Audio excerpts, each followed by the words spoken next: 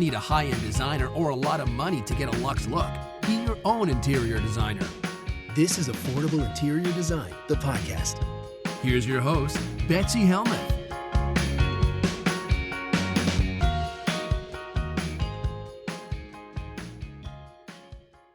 I just love January, besides the cold, of course.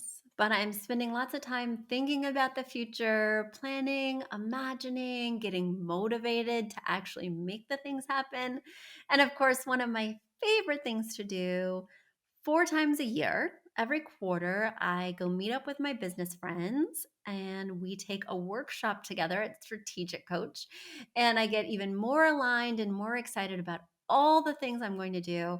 But it's also a really nice break to stop and connect with other business owners who are running completely different businesses. One of my friends is a story creator, and she helps business owners find their story and turn into speaking gigs and engagements and platforms and books and all of this amazing stuff. My other biz bestie, he is a recruiter and he recruits CEO level positions for businesses. I have another friend who's a chiropractor, another friend who does fabric selection for hotels. Another friend who has a travel company. I mean, I just love my business besties. They are so special to me. And the exciting thing is a lot of times people surround themselves by, say, interior design organizations or interior design Facebook groups or interior design masterminds. And I think that's amazing. I definitely belong to a ton of interior design Facebook groups and love to speak with other people in my industry. But I get the freshest ideas. I help my business evolve in the most unique ways by learning from entrepreneurs who are in totally different industries. How are they overcoming this challenge? What are they doing to find new clients? What lessons can I learn from an industry that seems so different and yet has a lot of parallels when you look at the actual daily goings ons? I just get so inspired by learning from other journeys and by hearing what other people are experts in. It lights me up, and I'm always so interested. Tell me more about creating a story for someone. Tell me more about hiring the perfect CEO. What do you look for? All of this stuff is really inspiring, engaging, and means I get a little escape for a little bit, even if I am going to someplace even colder, the windy city, Chicago. Bring your big coat and don't get stuck in a snowdrift like I have done before in Chicago. Guys, I am so glad to be back here with you. I wanted to just remind you of something. I could really use your help with this very random call to action. If you heard me on my last episode, you know that I'm trying to build up my little Uploft brand that's just a baby, just started, just got her little legs and started to toddle around in September, but I need to grow her bigger. It's been hard for people to find her because Uploft is so new. So if you wouldn't mind Googling Modern Interior Design by Uploft NY or just Modern Interior Design NYC, you'll see Modern Interior Design by Uploft pop up on the right-hand side as a Google business listing, right? Google business listing. Well, there's little buttons that say go to the website, go to the service offerings, email the company, and one says call the company. I want you to press that call button and then I want you to hang up.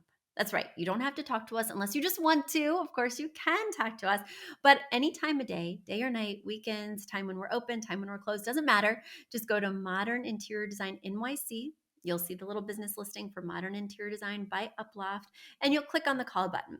And basically, what my SEO team has told me is that will teach Google that we are a legitimate business, that people are indeed calling us, are indeed coming to us, and it will move us ahead in the rankings because my last business name, Affordable Interior Design, got lots of traffic because it had been around over 17 years. We had proven our relevancy to Google and we were nice and busy. But with this new venture, it has been a little bit of a uphill climb.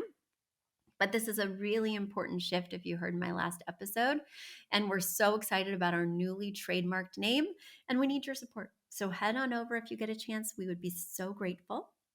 And now let me dig into our mailbag because we have questions that have come in and I want to make sure to answer. All right, this first question comes in from Dennis, who is writing in. Oh, I'm sorry, it's Marcie Dennis. I thought it was Dennis, but then I saw. Okay, writing from Palm Beach Gardens, Florida. Oh, that sounds amazing, Marcie. I would like to be there right now. That sounds amazing. Okay, you write, Betsy, I'm struggling to nail down my style due to the current necessity to keep much of the furniture I already own. My feeling word is cozy, but I prefer to blend two design styles. My original intent was boho modern when we moved in, but I'm trying to decide on the finishing touches, and I'm finding that I have a lot of transitional feeling pieces that I cannot replace. Is my space actually modern farmhouse, which was a design choice for me at one point in time? I'm afraid I went too far forward with the boho style before realizing that my furniture really doesn't fit with it. Any suggestions as to what style you see here and how to create cozy modern, something that I want with these things that I have? I have to keep the modern for my hubby. I'm more flexible. Your help is much appreciated. I am at a loss in my own home. Oh no. Oh no. I'm stuck for you, Marcie, but let's dig in. So, yeah, I'm scrolling through your pictures and all of this stuff. I don't mean some, I mean pretty much every piece of furniture that I see is transitional. You have rolled arm sofas that are brown. You have two very big, bulky recliners that have a transitional look for sure. Your dining chairs have a very curved, slatted, almost stickly furniture style vibe because they are so wood oriented, but the curves kind of lend it towards that transitional style. You have a white bookcase in the back that has beadboard behind and looks very Pottery Barn. The one thing that I would say before we start figuring out the style is that there's just a lot of furniture cramped into this small space. For me, that is an issue. Next to the door, you have a small black storage unit, a little end table. Next to that bookcase I just talked about, that looks like it might be from Pottery Barn with either beadboard or shiplap in the back. Then you have a black trunk, and on the other side of the door, you have a wooden piece of furniture. There's just a lot densely packed into this room, which deeply concerns me because then you have three bookcases, two TVs, or no, those must be monitors for this desk. There's just a lot going on. My first question would be to you, what can we eliminate? Rather than saying, Betsy, I need to keep everything, I would take a critical look around this space because to me, it appears that some of these pieces are not doing much work. They're not actually contributing to storage and they're making it look visually cluttered. I would reduce as much as possible. But I think you're right to lock in on the fact that you have a deeply transitional space. Your rug is an updated Persian style. I'm not seeing anything boho in here. I don't know. Am I missing the memo? I don't see boho. I don't really see modern farmhouse. I think you are at a true crossroads, Marcie. You have stuff that's a little bit all over the place. And there's a lot of stuff all over the place. I would start by eliminating as much as possible and then trying to find the through line in what is actually left over. Because I don't think you have a solid sense of style, nor do you have a clear color palette, nor do I see an inspiration piece. I am concerned. I'm concerned that we are keeping a lot of different pieces that do not currently have any sort of through line. And I would be more worried about getting that through line than I would be about incorporating a modern style.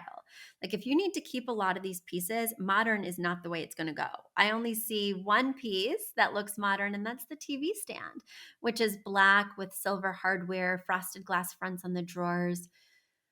Other than that, I'm not seeing the modern, and I think you'd have to scrap a lot of this to embrace that as your style word. And the thing is, guys, you might have heard me say this before, maybe you haven't, but you said you're only keeping the modern word for your husband. Just don't tell him your two-word phrase. He may not know if this is modern or not. Don't share that with him. One of the people I was on a coaching call with the other day for the academy was like, Betsy, what if your client doesn't agree with the 2-word phrase you create? And I think I've told you this story. One of my first clients, I shared with her my 2-word phrase, the filter through which I bought all of her furniture. One was the style word, one was the feeling word.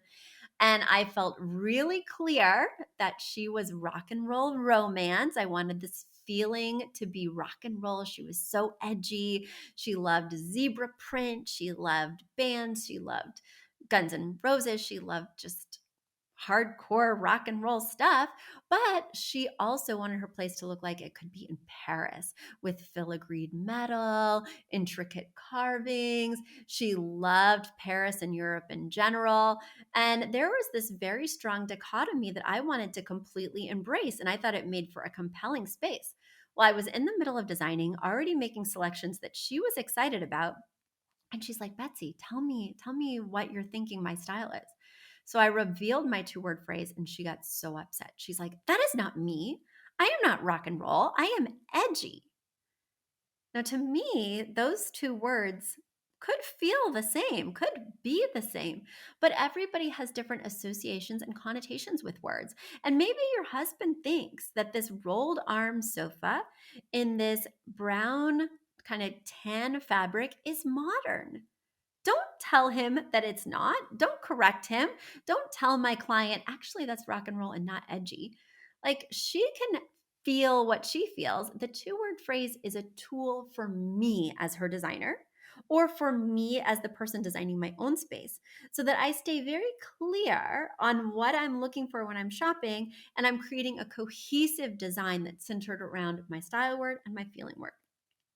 I think it is a huge issue, trap, problem, mistake to share your 2-word phrase with your clients or with your spouse in this case. That is not something they need to know. They need to know whether they like the piece or they don't like the piece. They need to know whether they like your vision or they don't like your vision. They need to, of course, weigh in on your budget, but they do not need to know your 2-word phrase. And I do not tell my clients anymore. All right, let's move to my next question, which comes from Jean. And Jean is writing from Connecticut, Ellington. I don't know where that is. I don't know where I am in Connecticut, but I'm learning little by little. Each auction stop that I make is teaching me more and more about how I'm connected to larger Connecticut. And who knows? I may buy something spectacular from Ellington on an upcoming auction. I'll keep you posted. All right, you write, hi Betsy, I'm a fan of mixed metals. I recently purchased this artwork from Wayfair and I love it. My question is, what other metals do I use? For instance, can I go with something brass or nickel like this one from West Elm? Or should I scrap that completely and look for something black or a color similar to the chandelier from Pottery Barn? Please help. All right, so let's look at this.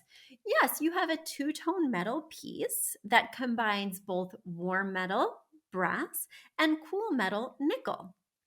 And when you introduce both metals into a space, you can decide if you want to use one metal for the other items or both metals for the other items. Typically, if I'm going to combine metals in a room, I pick one piece that's prominently located that combines both metals, whether it's the chandelier or in this case, a beautiful wall hanging. It needs to be big and it needs to be conspicuous in the space so that everyone can understand what I'm doing. Oh, she's combining 2 metals throughout the space.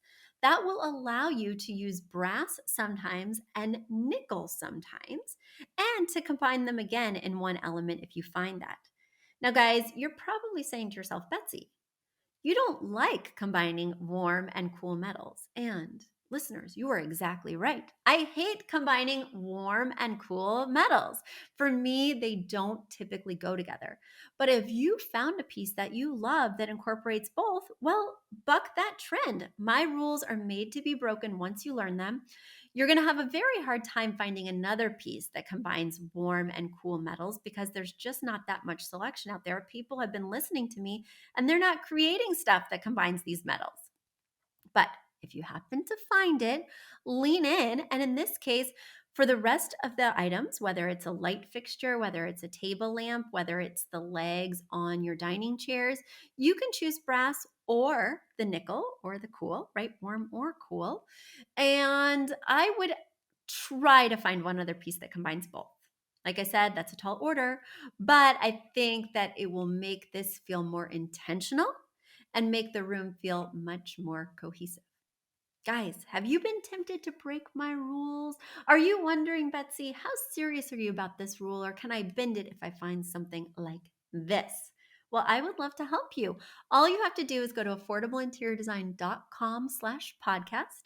Again, that's affordableinteriordesign.com/podcast. And there you will see forms that you can quickly fill out to submit your question and have it answered live right here on the air. You can even see the pictures that people share on our YouTube channel. Just go over to Affordable Interior Design on YouTube and you will see all the images, everything I'm talking about, including this image from Jean. It's been wonderful to talk to you. Wow, my 2023 is starting out with a bang already. Thank you for writing in. Thank you, premium members, for supporting the show. And thanks to all of the listeners. I deeply appreciate you and can't wait to be back with you next week. Drum roll, please. Next week, I will be announcing the winner of the review challenge. So, those of you who went over to iTunes and wrote me a 5-star review in the month of December, you are entered to win my online class. I can't wait to reveal the winners on next week's podcast. You won't want to miss it.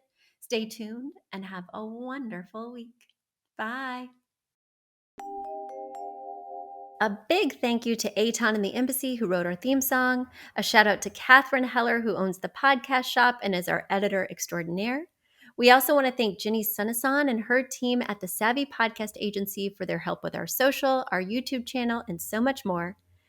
We also want to thank Uploft, which is our parent company who supports this podcast. And lastly, we owe a huge debt of gratitude to you. Thank you so much for tuning in and for all your support.